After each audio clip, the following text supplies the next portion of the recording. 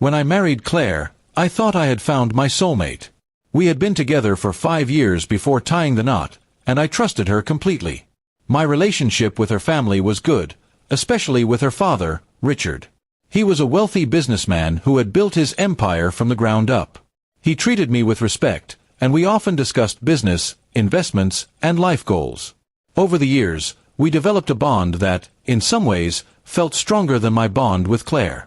A few years into our marriage, I began noticing subtle changes in Claire's behavior. She became distant, guarded with her phone, and often worked late, even though her job didn't require it.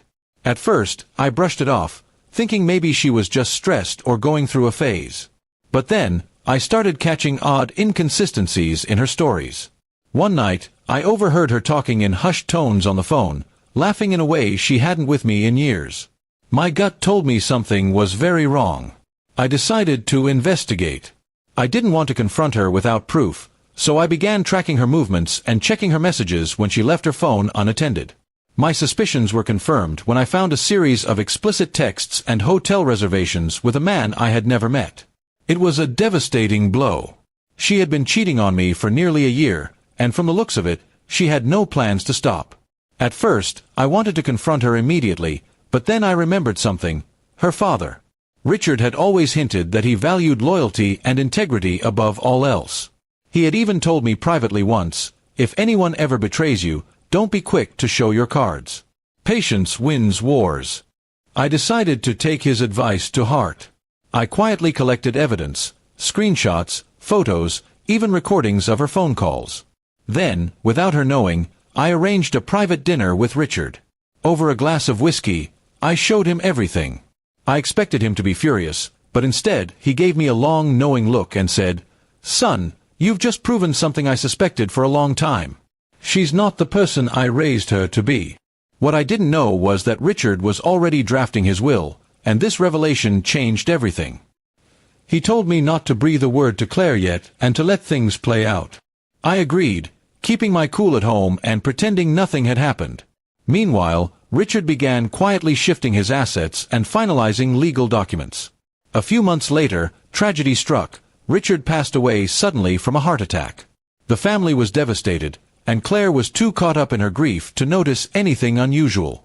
But when it came time to read the will, the room fell silent as the lawyer announced that Richard had left the bulk of his estate, a staggering $200 million, not to his children, but to me. Claire's jaw dropped, and all the color drained from her face. She looked at me in shock, as if I had somehow manipulated her father. The lawyer explained that Richard had personally written a letter stating his reasons. "This man has shown me loyalty, honesty, and strength of character, even when betrayed by those closest to him." The reality hit her like a truck.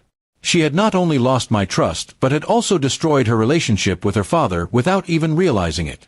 She started crying, begging me to forgive her, saying she had made a mistake and that we could still make things work. But the damage was done. I had loved her once, but that love was gone. I moved out the next week, leaving her in the house her father had specifically excluded from the inheritance. She was furious, calling me a traitor and accusing me of turning her own father against her. But deep down, she knew the truth. She had done it to herself. The man she cheated with quickly disappeared from her life when he realized she no longer had her father's fortune or my support. She went from living a life of luxury to struggling to maintain her lifestyle, eventually selling off jewelry and furniture just to pay the bills. Meanwhile, I invested Richard's inheritance wisely, expanding his business legacy and making charitable contributions in his name. I honored him the way I knew he would have wanted, by ensuring his life's work continued to grow. Occasionally, I would see Claire in public. She looked older, tired, and bitter. Once, she tried to approach me, but I simply walked past her without a word. The pain she had caused me was deep, but I no longer carried the weight of it. In the end, she learned too late that loyalty is priceless, and that betrayal can cost far more than love. Her father's final act was not just about money, it was about justice, and I carried his lesson with me for the rest of my life. I never remarried, but I never felt alone. Richard's words stayed with me, guiding me in every decision I made. And whenever I thought of Claire, I remembered the look on her face the moment she realized why her father had left me everything. It was the ultimate moment of truth, and my quiet revenge.